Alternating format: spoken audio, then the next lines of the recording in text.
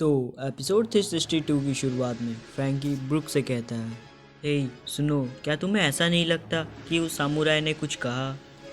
बहुत लंबी कहानी है, छोटे शब्दों में बताता हूँ कि आखिर हुआ क्या। मैंने अपनी ज़िंदगी में आज तक ऐसी खतरनाक लड़ाई नहीं देखी। वो सामुराई वाकई में काफ़ी ज़्यादा ताकतवर है। सीन अब प्रेजेंट पे आता है। रियुमा कहता है, तो तुम्हें लगता है तुम मेरी ब्लैक स्वॉर्ड को मुझसे ले सकते हो? ज़ोरो कहता है, अगर तुम्हें ये पसंद नहीं तो मैं तुम्हें मारकर तुम्हारे पास से इसे ले जाऊंगा। समझा, तुम काफ़ी ज़्यादा जोश में हो और तुम हमेशा अपने पास 3 स्वॉर्ड रखते हो, क्योंकि मैं एक 3 स्टाइल स्वॉर्ड्समैन हूँ। वैसे भी इन तीनों में से एक मेरी तलवार टूटी हुई है। एक 3 स्टाइल स्वॉर्ड्समैन, इसके बारे में तो मैंने कभी भी नहीं सुना। क्या तुम पहले किसी सर्कस में काम करते थे? तुम्हें काफ़ी पछतावा होगा, क्योंकि इसके बाद तुम अपनी स्वॉर्ड्स को खो दोगे। ज़ोरो कहता है, अगर तुमने अपनी बकवास बंद नहीं की तो मैं तुम्हारी उस उखड़ी हुई नाक को तोड़ दूंगा। सच में तुम काफ़ी ज़्यादा ताकतवर लगते हो। मुझे ऐसा फील हो रहा है, लगता है मैं किसी जाइंट बीस्ट के सामने खड़ा हूँ। ये काफ़ी अजीब है। मुझे लगता है कि मैं काफ़ी ज़्यादा खुश हूँ। पता नहीं क्यों, पर मुझे यहीं पे अब डांस करने का मन कर रहा है। तो ज़ोरो और रियुमा एक दूसरे के ऊपर अपना पहला अटैक करते हैं। जब वो दोनों के अटैक आपस में टकराते हैं तो एक शॉक वेव क्रिएट होता है। ब्रूक और फ्रैंकी यह देखकर काफ़ी ज़्यादा घबरा जाते हैं। हमें ज़ोरो को देखकर लगता है कि वो इस बैटल को काफ़ी ज़्यादा एंजॉय कर रहा है। रियुमा अचानक से ज़ोरो के ऊपर अटैक करता है, पर ज़ोरो जैसे भी करके उस अटैक से बच जाता है। फ्रैंकी कहता है, ब्रूक, क्या तुमने वो अटैक देखा? वो कितना ज़्यादा खतरनाक था। हाँ, ये तो मेरा मूव है, पर यह तो मेरे अटैक से भी कहीं ज़्यादा ताकतवर है। रियुमा कहता है, लगता है ये ड्रॉ हो गया। ज़ोरो रियुमा को देखकर एक स्माइल करता है और कहता है, हाँ। हमें पता चलता है कि ज़ोरो के अटैक के बाद रियुमा के पीछे वाली दीवार भी टूट जाती है। फ्रैंकी कहता है, वो ज़ॉम्बी तो काफ़ी ज़्यादा ताकतवर है, उसके अटैक भी काफ़ी ज़्यादा खतरनाक हैं। ब्रूक कहता है, यह बंदा भी काफ़ी ज़्यादा ताकतवर है। यह रियुमा के अटैक का भी पलटकर जवाब दे रहा है। और एक बात, मुझे लगता था कि मौर्य को हमारी शैडो यूज़ करने के लिए हमारे ही जितने ताकतवर ज़ॉम्बी की ज़रूरत पड़ती होगी, पर ऐसा नहीं है। वह शैडोज़ का इस्तेमाल किसी भी ज़ॉम्बी के ऊपर कर सकते हैं और उसे ज़िंदा कर सकते हैं। और दोनों को देखकर लगता है कि दोनों की ताकत बराबर की है। यह लड़ाई काफ़ी ज़्यादा देर तक चलने वाली है। तभी ज़ोरो और रियुमा एक दूसरे के ऊपर अपना दूसरा अटैक करते हैं, पर दोनों एक दूसरे के अटैक को ब्लॉक कर देते हैं। और पीछे जाकर ज़ोरो फिर से अपने डीमन मैग्मा बियर से अटैक करता है। ज़ोरो उस अटैक से काफ़ी मुश्किल से बच पाता है। रियुमा समय ज़ाया ना करते हुए ज़ोरो के ऊपर फिर से अटैक करता है। यह देखकर ज़ोरो भी तैयार हो जाता है। दोनों एक दूसरे के ऊपर अपना खतरनाक अटैक करते हैं। ज़ोरो कहता है, उसने मेरे अटैक को ब्लॉक कर दिया।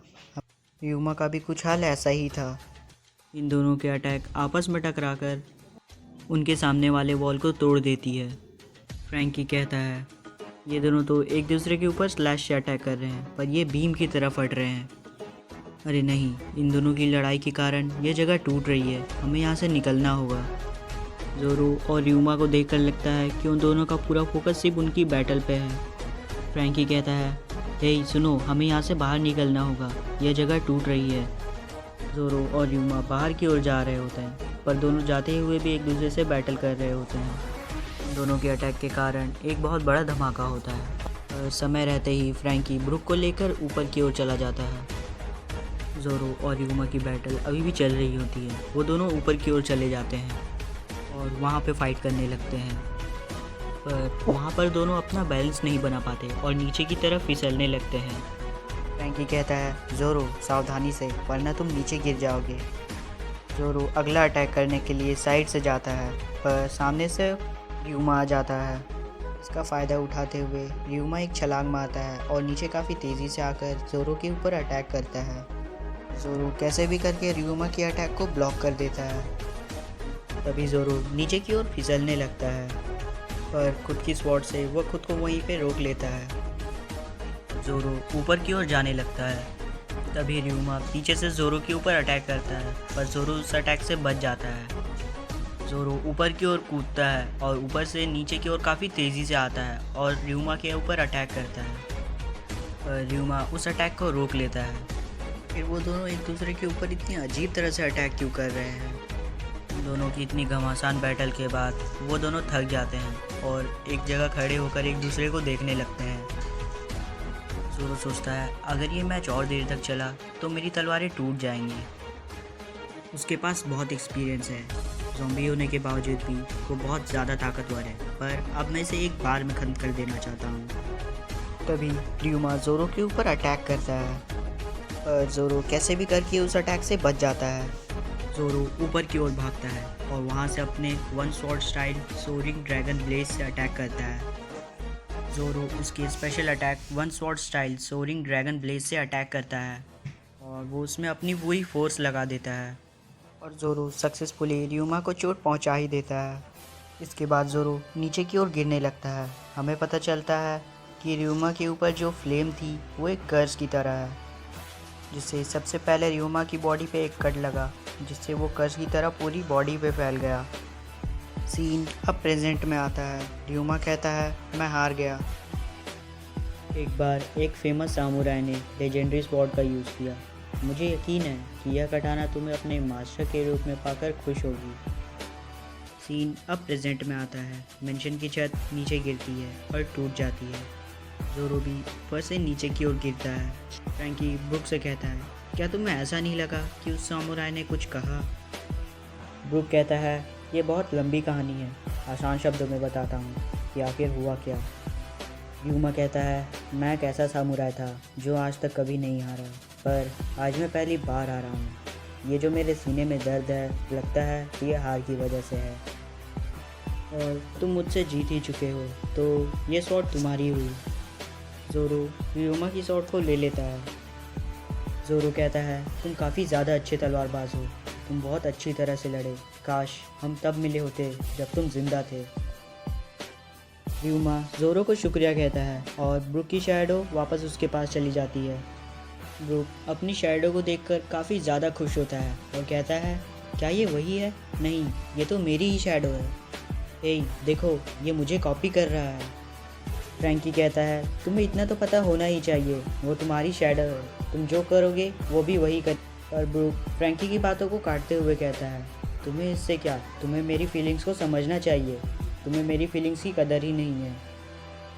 ज़ोरो कहता है मैं तुम्हारी स्वॉर्ड को रख रहा हूँ और ऐसा सोचूंगा जैसे हमारी बैटल हुई ही ना हो। यहाँ उसॉप का सीन दिखाया जाता है जो पिरोना को हराने के बाद काफ़ी ज़्यादा खुश है और वो अपने दोस्तों से मिलने के लिए जा रहा होता है। उसॉप कहता है अब तक सांजी ने नामी को बचा लिया होगा, पता नहीं लूफी और बाकी सब क्या कर रहे होंगे। जब उन्हें मैं ये बताऊंगा कि पिरोना मेरे सामने टिकी नहीं पाई तो वो कितने ज़्यादा खुश होंगे, उनका चेहरा तो देखने लायक होगा। तभी उसॉप के सामने से पिरोना के चमचे आ रहे होते हैं। उनकी नज़र उसॉप पे पड़ती उससे पहले ही उसॉप वहाँ पे छिप जाता है। उनके जाने के बाद उसॉप कहता है अच्छा हुआ उन्होंने मुझे नहीं देखा, अगर वो मुझे देख लेते तो मेरा यहाँ से निकलना मुश्किल हो जाता। इतना कहकर उसॉप वहाँ से चला जाता है। यहाँ मेंशन के बाहर ज़ॉम्बी अपने साथियों की हालत देखकर कहते हैं आखिर ये किया किसने। तभी उनके पीछे से एक आवाज़ आती है और वो कहता है यह सब उस स्पेशल ज़ॉम्बी ओर्स ने किया है, पर अब वो यहाँ पे नहीं है।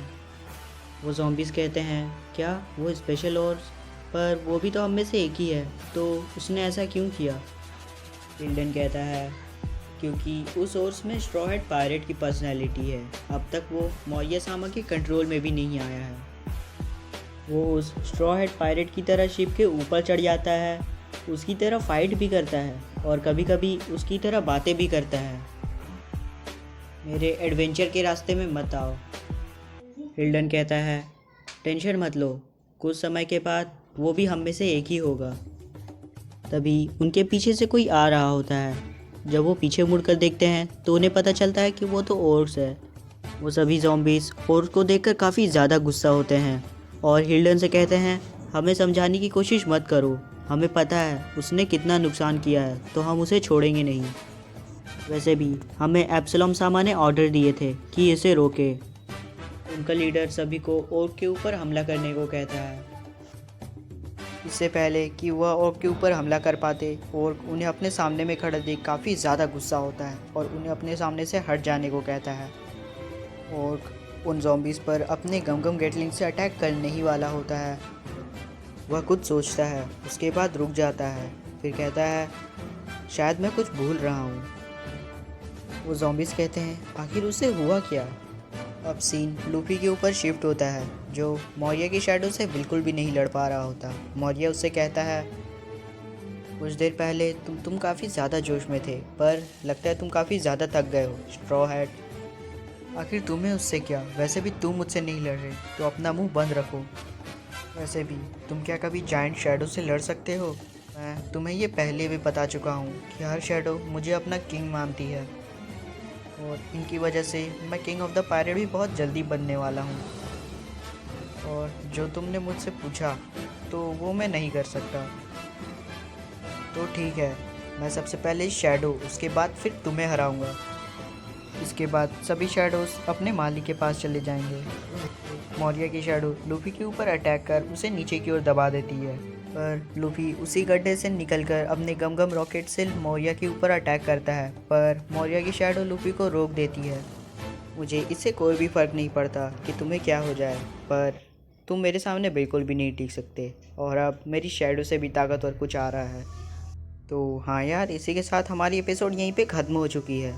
उम्मीद करता हूँ तुम्हें पसंद आया होगा। वीडियो थोड़ी लेट डाल रहा हूँ क्योंकि इससे पहले जो मैंने बनाया था वो डिलीट हो गया था। तुम्हें तो पता ही है कितनी मेहनत लगती है। तो अगर चैनल पर नए हो तो लाइक और सब्सक्राइब दोनों कर लेना, अगर पुराने हो तो फिर भी लाइक कर देना। तो तब तक के लिए हम मिलते हैं अगली एपिसोड में।